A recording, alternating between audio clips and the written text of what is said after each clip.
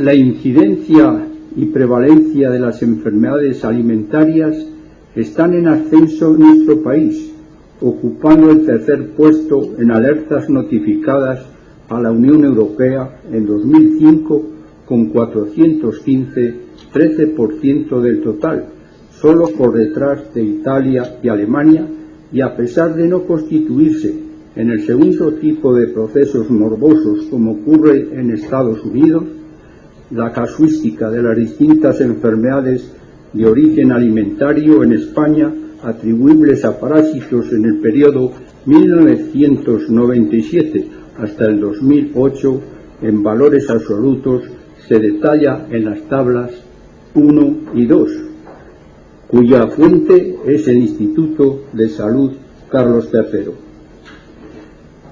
En cuanto a la contaminación biótica de los alimentos, se entiende por enfermedad alimentaria aquella producida por el consumo de alimentos que vehiculan bacterias y o sus metabolitos, toxinas fúngicas, virus, parásitos, priones o contaminantes abióticos. Las enfermedades alimentarias se pueden evitar en un número elevado de casos, si bien debe reconocerse el riesgo asociado al consumo de determinados alimentos crudos o insuficientemente cocinados.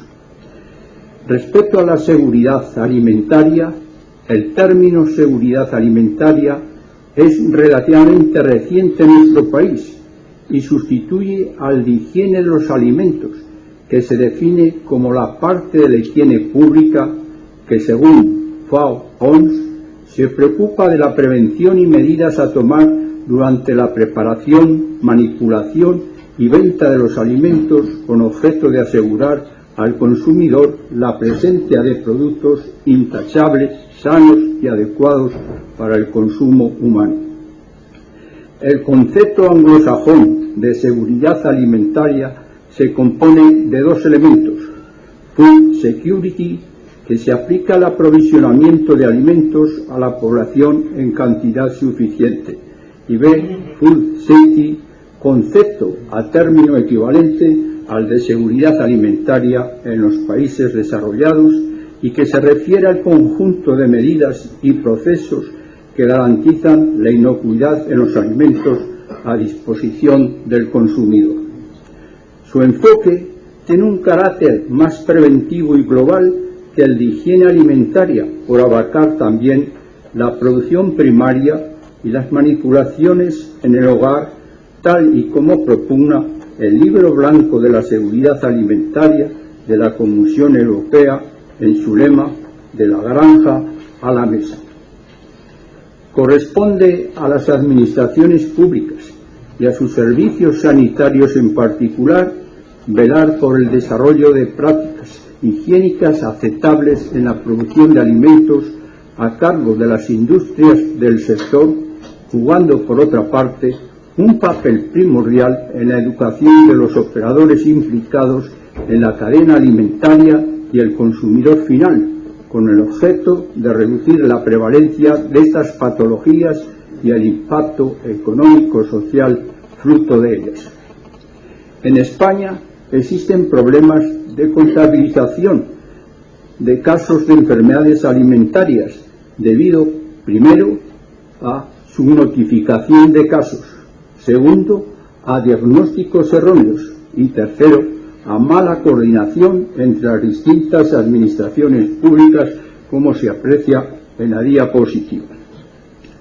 En cuanto a la idiosincrasia de las parasitosis alimentarias en España, los factores predisponentes, tenemos los puntos, hemos creído, los más importantes, como son climatología, hábitos alimentarios y cultura alimentaria, nivel socioeconómico y cultural, lugar de residencia, producción animal predominante en un área, sistema de producción animal, sexo, grupo de edad, patologías previas o concomitantes y aplicación de tratamientos inmunosupresores. Dicho estas generalidades, entramos en el estudio de las zoonosis protozoóticas alimentarias transmitidas por consumo de vegetales, frutas, agua y otros alimentos contaminados. Entre ellas se encuentra la amebiasis. La amebiasis está producida por la ingestión de agua y alimentos contaminados por amebas. Estas no son bacterias ni virus, sino otro tipo de organismos microscópicos llamados protozoos. Vemos que este tipo de infección es un problema frecuente en países en desarrollo, donde las condiciones higiénicas son precarias o inexistentes. Su incidencia en España por algunos sanitarios es anecdótica y los casos que se confirman corresponden en una gran parte a inmigrantes procedentes de países tropicales o subtropicales o turistas que han viajado a estos países.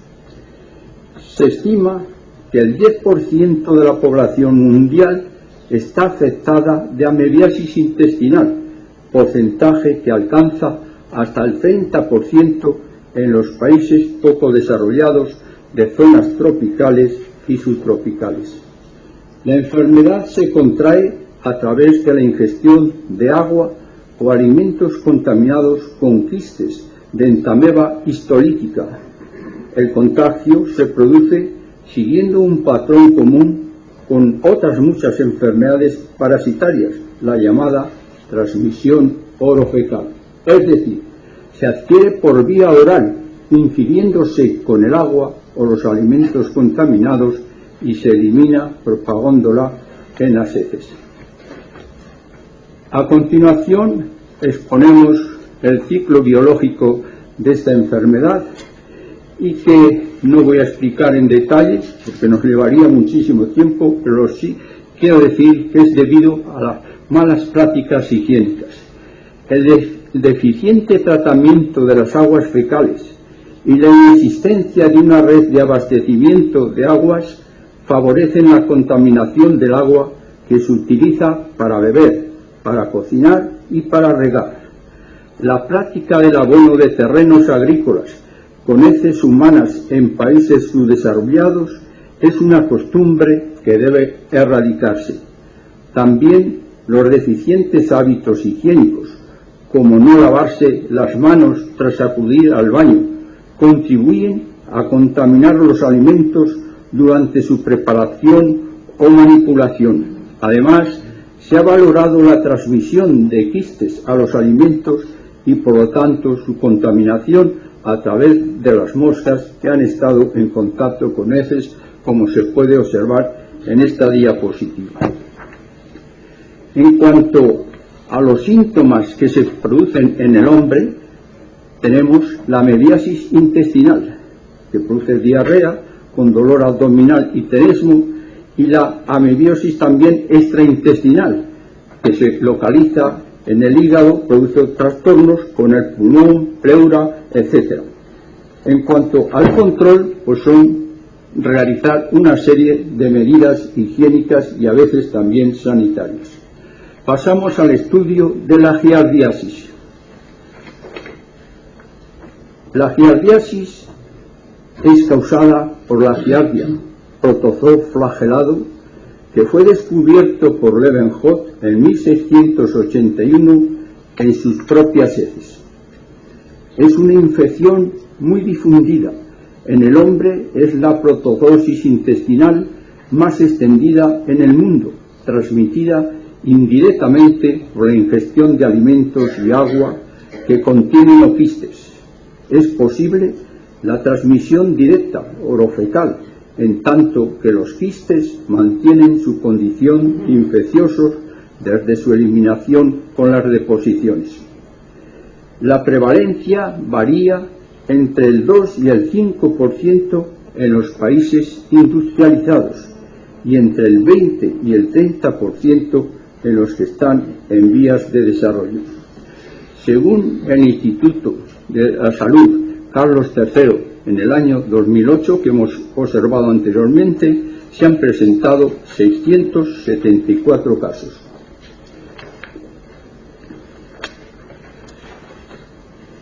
Los niños y los sujetos inmunodeprimidos son los más afectados. En guarderías urbanas de Canarias se ha encontrado una prevalencia del 12% y en la población infantil de Sevilla del 4,9%. En los perros la frecuencia de aparición roza el 10% y en los gatos es inferior. Aunque la giardia intestinalis infecta a la vez al hombre, carnívoros, muchos otros mamíferos, reptiles y aves, en muchos de los casos es asintomática. La incidencia del parasitismo es relativamente alta y así entre el 4 y el 5%. En investigaciones realizadas en España en mataderos y en corderos y cabritos de explotaciones intensivas se observan estos porcentajes. En cuanto a la giardiasis, tenemos que resaltar entre los síntomas que se produce diarrea fétida, esteatorrea, calambres abdominales, flatulencia, náuseas, fatiga, pero lo que sí te quiero resaltar es el síndrome de mala absorción, avitaminosis, y el 20 o el 40% de los enfermos desarrollan intolerancia a la lactosa durante un periodo de hasta 6 meses. La letalidad puede alcanzar el 20% en poblaciones vírgenes. En cuanto al control, pues todas ellas, más o menos, estas parasitosis que vamos a estudiar, se realiza exactamente igual. Otra de las enfermedades parasitarias actuales es la critosporidiosis. La critosporidiosis es una enfermedad parasitaria zoonósica originada por un protozoo del género Critosporidium, que comprende organismos que se desarrollan y multiplican en las células epiteliales de los aparatos digestivo y respiratorio de vertebrados, habiéndose descrito infecciones en más de 170 especies de vertebrados, mamíferos, aves y peces. Varios autores reconocen 15 especies de Critosporidium, aunque algunos, en base a la especificidad del hospedador, a la morfología de los oquistes y lugar de infección, consideran válidas 6 especies dentro del género. Pero de entre ellas solamente me voy a detener en la que creo más importante, que es el Critosporidium parvum, que es importante por su frecuencia y por las alteraciones o patogenicidad que ella produce, de localización intestinal, con especial predilección en las partes finales del yeyuno y el ilion, y se presenta sobre todo en los mamíferos y hombres. En los animales, la contaminación tiene lugar por la ingestión de oquistes, por contactos orofecales y por alimentos y aguas contaminadas.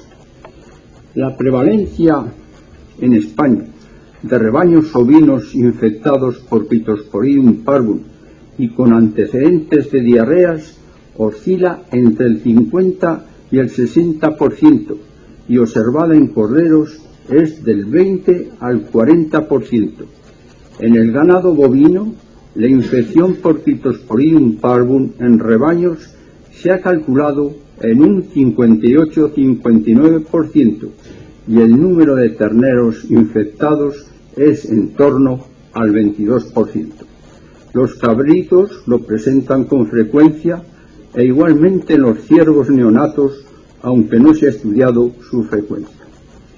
En la especie humana, la prevalencia es mayor en las áreas menos desarrolladas, con porcentajes entre el 3 y el 20%, con una especial repercusión en la población infantil.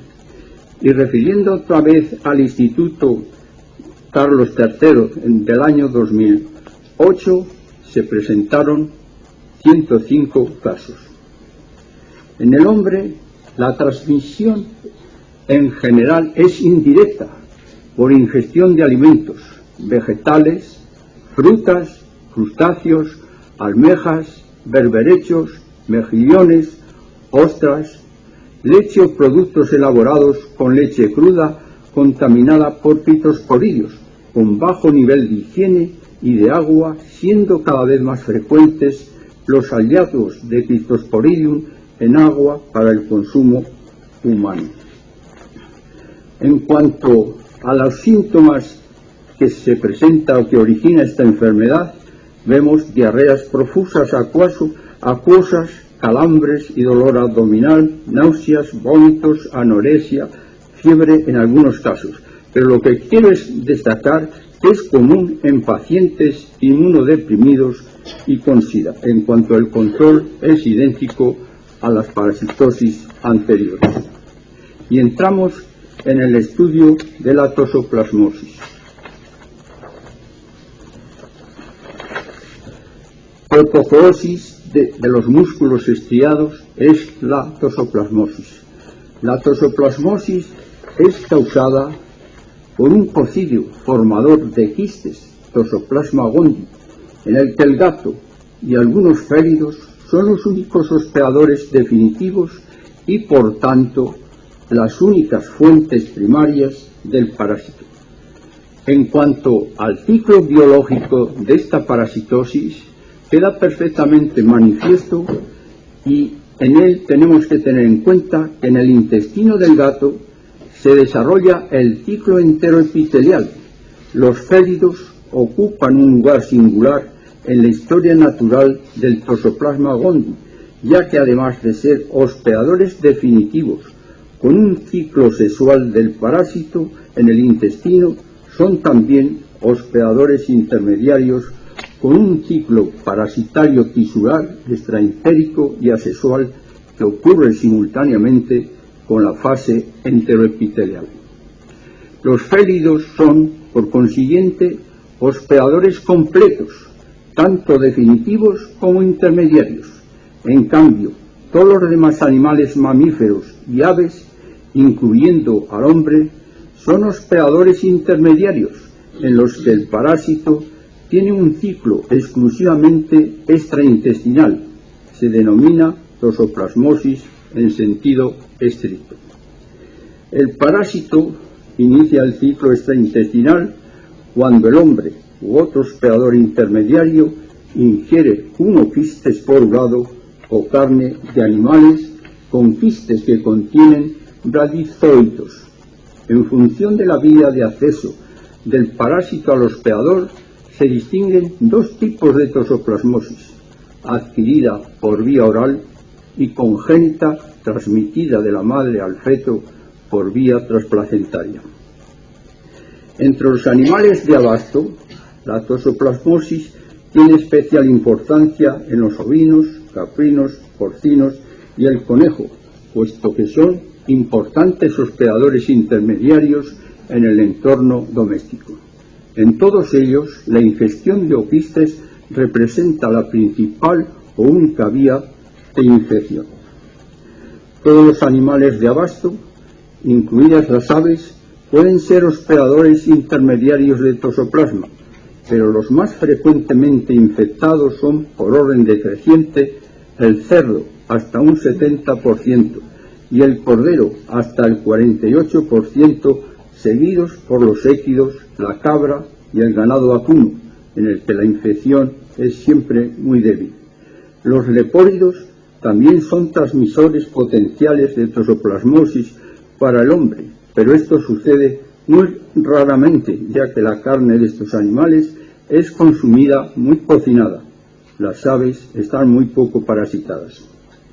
Además de los animales domésticos, también la carne de los animales salvajes puede ser fuente de infección para el hombre. Por ejemplo, el oso pardo. En todas las especies animales, la densidad de los quistes en la carne es muy baja, del orden de un quiste por 50 o 100 gramos de carne. La longevidad de los quistes en los músculos es alrededor de un año. Todas las masas musculares, pero fundamentalmente el miocardio, pueden albergar quistes que pueden perdurar durante varios años, sobre todo en el cerdo. Los quistes son termolábiles y no resisten la desecación, de manera que la infección en el hombre solamente se realiza por consumo de carne cruda o sangrante, ya que las carnes desecadas, carne de bisón, jamón curado, no son infectantes. La manipulación de carne parasitada puede contaminar los dedos de carniceros, cocineros, cocineras u otros operadores, y si se llevan a la boca pueden dar origen a una infección. Señalemos que la leche cruda puede ser fuente de infección para el hombre. Esto se ha comprobado en la leche de cabra, pero no en la de vaca. Para que la leche pueda ser infectante, debe contener quistes en el caso de transportar taquizoitos. Su tránsito por el estómago debe ser rápido para salvaguardar la vitalidad de los parásitos. En la diapositiva siguiente se muestra los taquizoitos saliendo de fibroblastos, como pueden observar.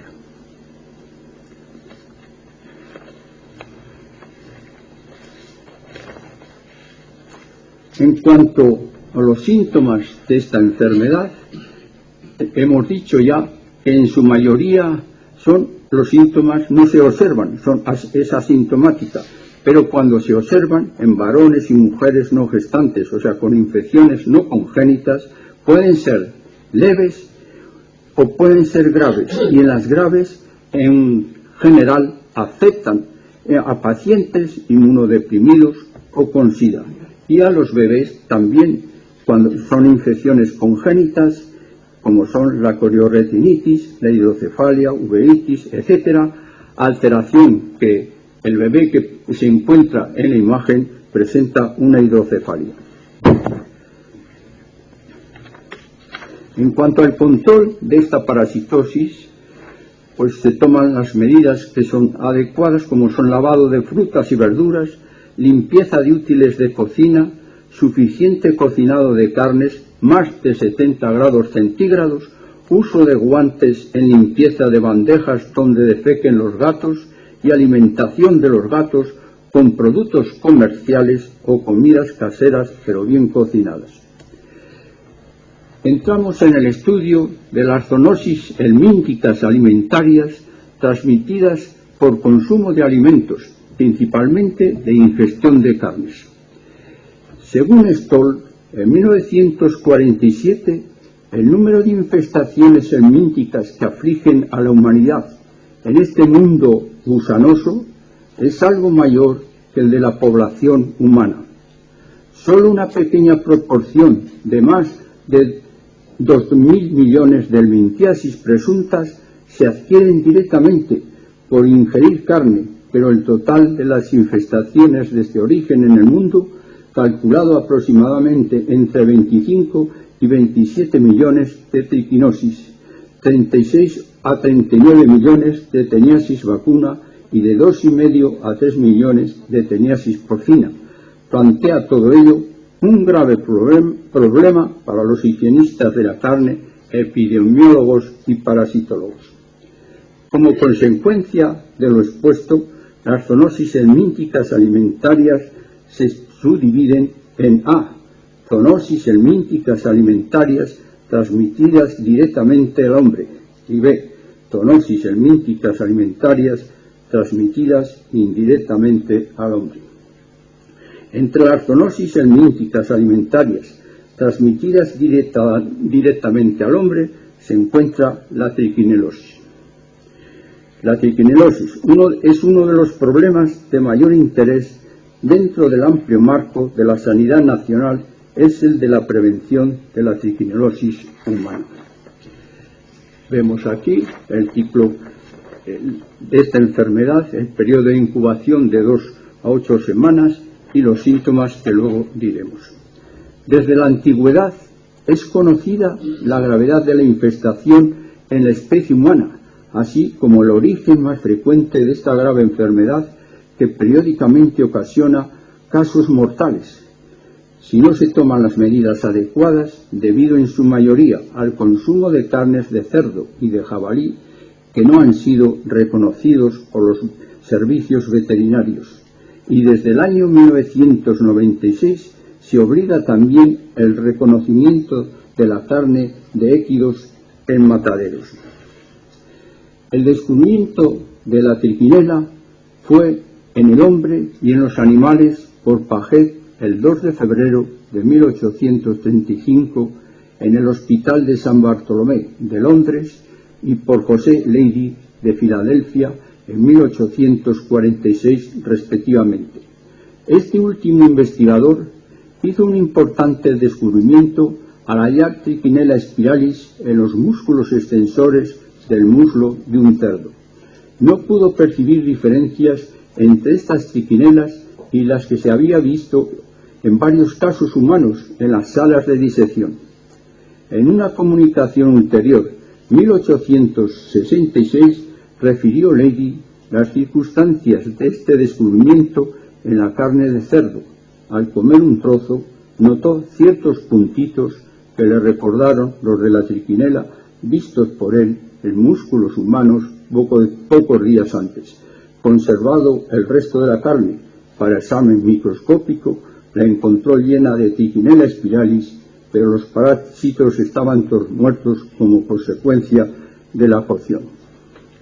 En cuanto al ciclo biológico, lo pueden ver en la diapositiva, que existen una serie de animales, pero a nosotros solamente los vamos a detener en el cerdo, en el jabalí y el caballo, que son los que se presentan en España. El hombre se involucra en el ciclo que él mismo crea, al alimentar los cerdos con residuos crudos de carne de otros parasitados, de cerdos parasitados. Sin embargo, el hombre es un hospedador accidental en el que el parásito no encuentra salida. El hombre podría contribuir biológicamente al ciclo solo en circunstancias excepcionales, como las que ocurren en África Oriental, donde algunas tribus abandonan los moribundos o los cadáveres a las hienas o animales semejantes. La infestación humana se produce en nuestro territorio por el consumo de carne y de jabalí, sacrificados por particulares y sobre todo de productos de origen porcino, crudos o insuficientemente tratados por el calor, por el frío, la congelación, salazonado o por otros medios. A pesar de la baja prevalencia de la infestación en los cerdos, 0,0007%, la enfermedad humana ocurre con alguna frecuencia en forma de brotes epidémicos.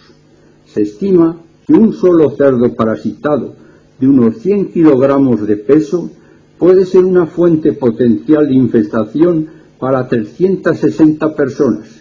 Si se considera que en la fabricación de embutidos se suele mezclar con la carne de cerdo, con la de vacuno, el riesgo potencial es aún mayor. En nuestra nación, lo más común es que los brotes sean origen en áreas rurales, por el resurgimiento de la matanza domiciliaria, como una fiesta tradicional que no se quiere dejar perder y que, si no se controla por el veterinario, puede terminar en tragedia. La prevalencia mayor de cerdos o jabalíes infestados se encuentra, según la fuente del Instituto de Salud de Carlos III, en las siguientes autonomías: Aragón con un 22,73%, Andalucía con un 20,28%, Castilla-León con un 13,99%, Madrid con un 13,64%, Extremadura con un 10,14%. Todas las demás comunidades tienen porcentajes inferiores a los citados. Según la base de datos Medline, en la Unión Europea, entre 1966 y 1999 se produjeron 36 brotes, 20 de los cuales en la última década de ese periodo, y de estos casi todos en España. En cuanto a la sintomatología de esta parasitosis, pues son náuseas, diarreas, vómitos, fiebre, dolor abdominal, cefalea, edema, debilidad, mialgias, etc. Y lo que ocurre también con frecuencia es la muerte. Por lo que todo ello me pregunto, ¿qué tiene nuestra nación para que se presente más brotes que en el resto de las naciones de la Unión Europea? ¿Es por desidia o por falta de cultura sanitaria?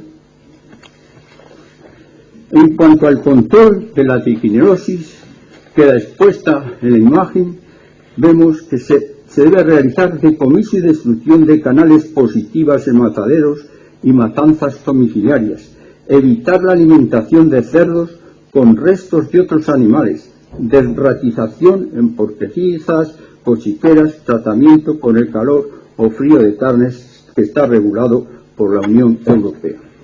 Otra de las parasitosis es la teniasis cisticercosis. Esta parasitosis es conocida desde épocas remotas. En 1250 a.C., en el papiro de Eber, se mencionó probablemente a la tenia, y en el año 380 a.C. se comparó al cisticerco con el granizo, nombre con el que vulgarmente se designa hasta la fecha al cisticerco de Tenia solium. Los cestodos que presentamos a continuación de la Tenia saginata y Tenia solium, que son los dos que a nosotros nos interesa, como también sus respectivos estadios larvales, Cysticercus bovis, Cysticercus cellulose, son de gran interés en salud pública. El hospedador definitivo de ambas tenias es el hombre, en cuyo intestino delgado se alojan. Los hospedadores intermediarios de la Tenia saginata son los bovinos, sobre todo los domésticos, y los de la Tenia solium son el cerdo doméstico y el jabalí. Aquí vemos los tres tipos de tenias que existen, pero si vemos la primera, la Tenia solium, que es la del cerdo, vemos que es armada, que tiene una serie de círculos con ganchos, mientras que las otras dos tenias son inermes, carecen por tanto de esos ganchos, son inermes. Y en cuanto a los proglotis o anillos, vemos que el útero de la Tenia solium tiene una serie de ramificaciones, pero sin embargo las otras dos tenias tienen muchísimas más ramificaciones que esa, y esto es una de las que sirven para la diferenciación de estas tenias. En cuanto al ciclo biológico, vemos que para que una tenia pueda llegar al estado adulto es indispensable que la vaca o el cerdo ingiera hierba o alimentos contaminados con huevos procedentes de un intestino humano y que un ser humano consuma en forma más o menos cruda alguna parte de esa vaca o cerdo que contenga las larvas Cysticercus bovis o Cysticercus cellulose.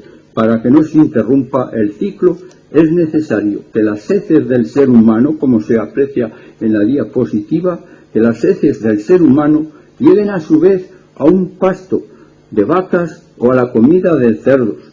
Pero a pesar de estas restricciones específicas, la infestación por la Tenia saginata es más frecuente y está más extendida que la triquiñuelosis, y se da con una frecuencia de 13 a 14 veces mayor que la teniasis debida a la Tenia solium, la Tenia porcina. Esas disparidades se deben probablemente a que es mayor el número de personas que gustan de la carne de vaca a medio asar que el de las que consumen carne de cerdo cruda o insuficientemente cocida. Otro factor que ha influido en el aumento de las teniasis en época reciente es el uso cada vez mayor de detergentes que impiden la destrucción natural de los huevos de los parásitos en los sistemas cloacales. En cuanto a los síntomas de esta parasitosis, tenemos en la forma adulta, vemos que se presentan dolores abdominales con cuadros alternos de diarrea, estreñimiento, náuseas, apetito exacerbado, pérdidas de peso, vómitos, etc. Pero cuando se encuentra la Tenia saginata en el interior del hombre, vemos que se origina una localización de tipo aberrante, pero que se puede producir apendicitis, colangitis, así como una obstrucción y perforaciones intestinales. En cuanto a la forma larvaria, que solo nos detenemos en el Cisticercus celulose, tenemos que observar que en el sistema nervioso se suele presentar con alguna frecuencia, dando lugar a neurocisticercosis, y esto no en España es muy raro, pero sin embargo en la India se presenta, según sus autores, con alguna frecuencia. Y en el ojo también se produce una visión borrosa, ceguera, y en la musculatura esquelética miositis, calambres, y en el corazón miocarditis.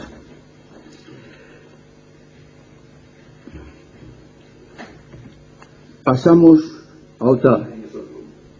Morfofisiología. La Planiosorium es un parásito placenmiento de la clase Testoda que vive en el intestino delgado de los seres humanos, donde vive normalmente de 3 a 4 metros, llegando hasta los 8. Es, junto con Crania saginata, una de las especies conocidas como lombriz solitaria.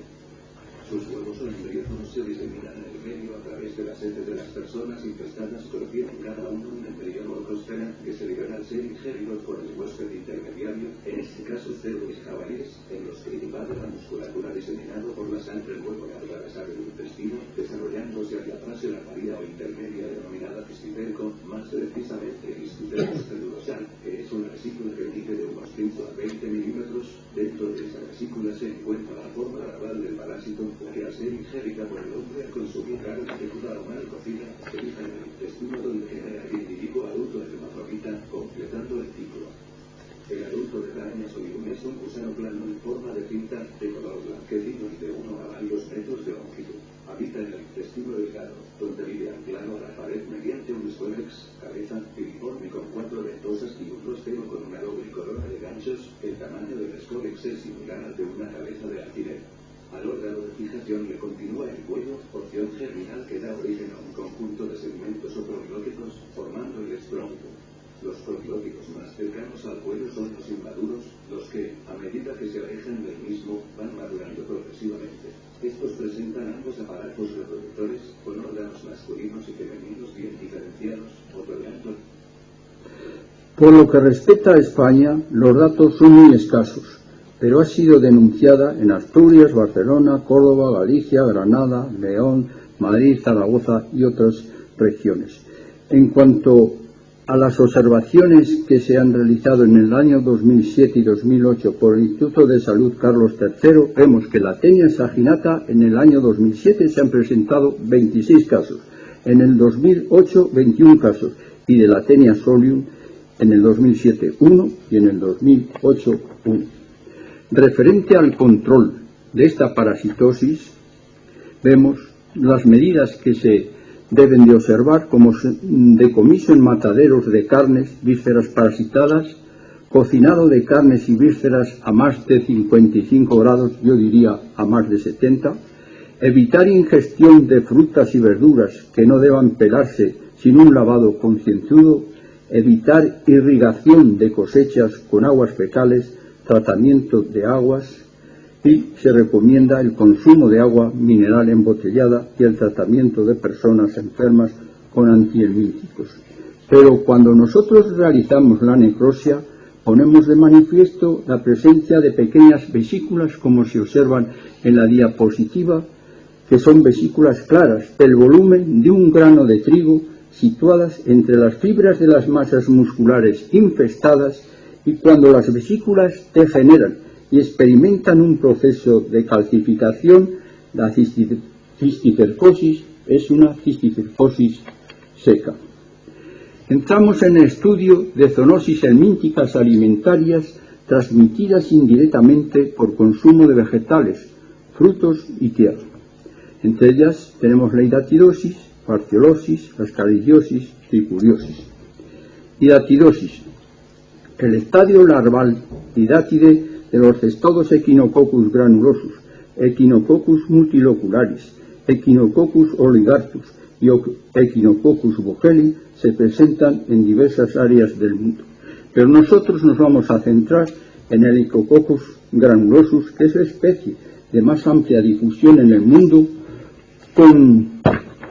pues así se presenta en África, Asia, América, o sea, en general en todo el mundo. En España, la única que se ha notificado es la echinococosis unilocular, producida por el Echinococcus granulosus, siendo las zonas de mayor prevalencia las comunidades de La Rioja, Aragón, Navarra, Madrid, Castilla-León, Castilla-La Mancha y Extremadura. En nuestra nación, los hospedadores definitivos son el perro doméstico y algunos cánidos silvestres, y los hospedadores intermediarios son herbívoros y omnívoros, especialmente ovinos, caprinos, ovinos, équidos y suinos. Tenemos que hacer hincapié en que esta es la tenia más pequeña que existe, pues mide de 3 a 6 milímetros, tiene 3 proglótides, de los cuales el último es grávido, conteniendo de 200 a 800 huevos, y estimándose que aproximadamente cada 15 días se desprenden expulsándose con las heces. Una vez en el medio ambiente se desintegran liberando su carga de varios cientos de huevos microscópicos que al ser ingeridos por el hospedador intermediario da lugar a la persistencia del ciclo, completada al consumir el perro o un carnívoro receptivo una víscera infestada de hidátides. En cuanto al ciclo biológico, el hombre desempeña más que una función accidental como hospedador intermediario no transmisor en el ciclo biológico del Echinococcus granulosus.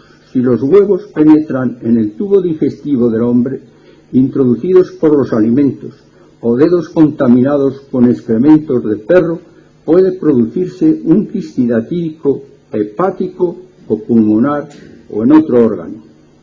Pero el ciclo suele acabar aquí, pues rara vez tienen los carnívoros ocasión de comer vísceras humanas así infestadas. Aunque el quistidatídico humano no se adquiere directamente por comer carne infestada, se adquiere indirectamente, merece ser citado en este trabajo por 2 razones. Primero, porque la carne, entre otros productos alimenticios, puede servir de vehículo para los huevos de la tenia echinococo y más generalmente suele realizarse por vegetales, agua y objetos contaminados. El ganado ovino de España constituye una de las especies de mayor riesgo para el perro, teniendo en cuenta la alta prevalencia de parasitación que en ovinos mayores de 5 años oscila entre el 19,80% en Navarra, 47,83% en La Rioja, 35% en Madrid, 10,46% en Extremadura y 79,80% en Aragón, según datos de 1993, aunque yo no estoy de acuerdo con estas cifras. El jabalí también es receptivo y en La Rioja española se ha observado un 6,88% de animales parasitados entre 218 estudiados.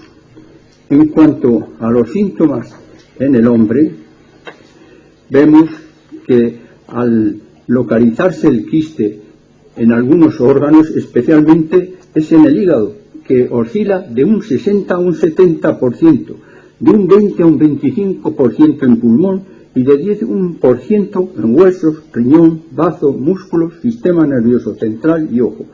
Y entre los específicos quiero resaltar que en el sistema nervioso central da lugar a cegueras, como se puede observar en la diapositiva que a continuación exponemos. El control consiste en lavar frutas y verduras, evitar alimentar a perros con vísceras crudas parasitadas, control y destrucción por parte de los mataderos de vísceras parasitadas, uso de tratamientos antihelmínticos, preventivos, tenicidas en perros y eliminación de perros vagabundos.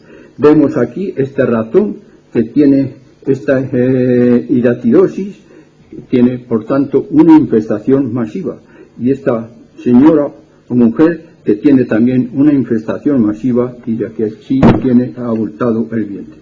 Otra de las parasitosis es la fasciolosis.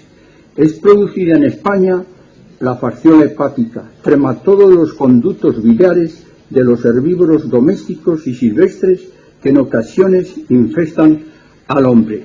En cuanto al ciclo biológico de esta enfermedad, podemos ver cómo en las heces, bien de los animales o del hombre, caen al medio ambiente, se transforma, va desarrollándose y se produce la eclosión del huevo, y entonces es necesario que intervenga un hospedador intermediario, y este hospedador intermediario suele ser una caracolilla, y en el caso de España suele ser la Linea truncatula.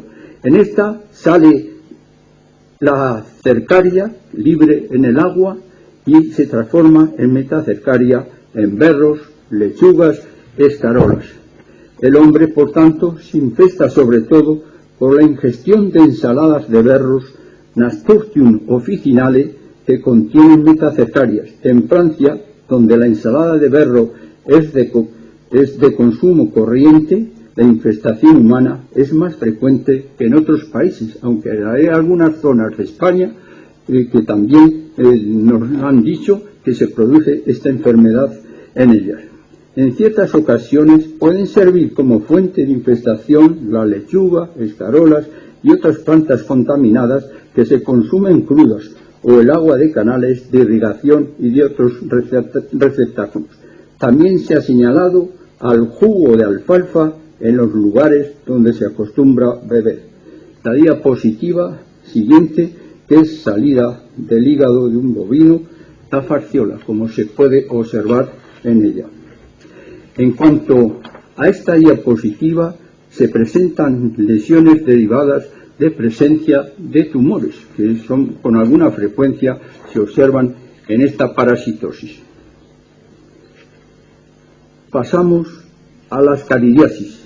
El agente de la ascaridiosis humana es el nematodo Ascaris lumbricoides y el de los cerdos Ascaris sum. Las dos especies se encuentran en muy estrecha relación y solo presentan pequeñas diferencias morfológicas y fisiológicas. En cuanto al ciclo biológico de esta enfermedad parasitaria, vemos que el hombre o el cerdo expulsa con las heces los huevos, caen en el medio ambiente donde se cultivan lechugas, escarolas o otros alimentos, otros vegetales que puede consumir el hombre, y allí se cumple el ciclo biológico, y en el momento que consume el hombre estos vegetales, pues se realiza en su interior, en el aparato digestivo, el parásito adulto. En cuanto a la Ascaris sum, se encuentra en todas partes donde se crían cerdos. La tasa más alta se encuentra en lechones de 2 a 5 semanas. Según el Instituto de Salud Carlos III, se ha observado en el año 2008 38 casos. Y en cuanto a algunos ejemplos, aunque existen varios, pero solo voy a citar uno, 4 estudiantes que de modo involuntario ingirieron en la comida gran número de huevos de Ascaris sum manifestaron de 10 a 14 días después infiltración pulmonar, eosinofilia, síntomas asmatiformes y un aumento de globulinas circulantes IgE, lo cual es indicativo del carácter alérgico de la enfermedad. La fuente de infestación y transmisión al hombre puede ser directa por el suelo o indirecta por el polvo, como se han observado en algunas regiones. En cuanto a la sintomatología, vemos localización pulmonar o localización digestiva, y el control consiste en eliminación higiénica de heces humanas, limpieza de manos, lavado concienzudo de alimentos crudos, cocinado suficiente de alimentos que deban tratarse por el calor. Y vemos en la imagen la Ascaris saliendo de las fosas nasales o saliendo por el ano. Otra de las parasitosis es la tricuriosis o tricocefalosis. Es una zoonosis parasitaria originada y transmitida del animal al hombre, o bien del animal a animal, como como del hombre al hombre, como es en el primer caso del Trichuris trichura. Y en cuanto al Trichuris suis, es del cerdo y el jabalí, y el Trichuris vulpis del perro y zorro, que parasitan el intestino grueso. El Trichuris vulpis ha podido ser identificado en un pequeño número de casos en el hombre, especialmente en Italia y en Rumanía. Este número de casos no sobrepasa los 20 en Europa. Vemos los síntomas, que son diarrea sanguinolenta de tipo crónico, dolor y distensión, abdominales, náuseas, vómitos, etc.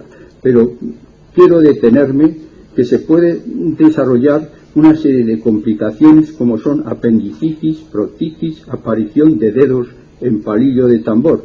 Y en cuanto al control, también tengo que destacar que dentro de las frutas que pueden contagiar esta parasitosis se encuentran las fresas y frambuesas y otras muchas verduras y también frutas que se pueden infestar. En cuanto a todo lo demás, son las mismas características que hemos dicho anteriormente. Lo que sí quiero también resaltar es que los huevos de este parásito son huevos en forma de limón, con un polo en cada uno de los extremos, y que el parásito parece un látigo, pero que la parte más delgada es donde se encuentra la cabeza y la parte más gruesa es la cola.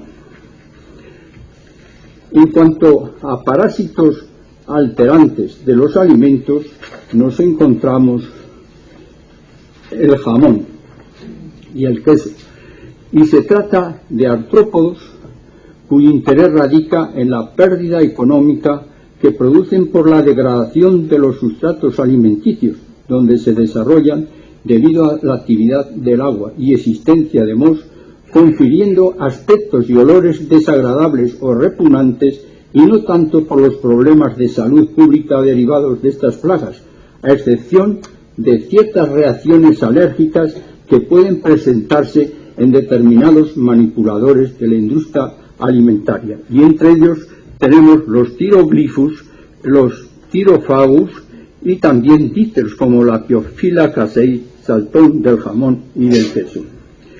En cuanto al queso, vemos una mención especial requiere el casu marzu, o queso podrido, elaborado intencionadamente, contaminándolo con larvas de Piophila casei por la población sarda y cuya venta es ilegal. Lo describen como un manjar de dioses. Es un queso artesano. Y referente ya a la diapositiva, y que no les quiero ya cansar, pues ya les he cansado bastante, para su elección se tendrá en cuenta tipo de parásitos a detectar, matriz o alimento en el que el parásito está presente, objetivo del aislamiento, y en cuanto a los tipos de técnicas serán microscópicas, moleculares, inmunológicas, y entre las inmunológicas destaca el ELISA y las técnicas que miden la viabilidad de los parásitos. Quiero manifestar y unirme a la OMS que la prevención y el control de las infecciones e infestaciones deben estar basadas en tres pilares principales, bien coordinados: control veterinario y médico, educación higiénico-sanitaria de la población y control y mejora de las redes de saneamiento. Podríamos terminar con las frases: quien defiende la sanidad, defiende la vida, o la que me inspira de Israel: la salud es el único fundamento de la felicidad del pueblo y del poder del Estado. Muchas gracias por su atención.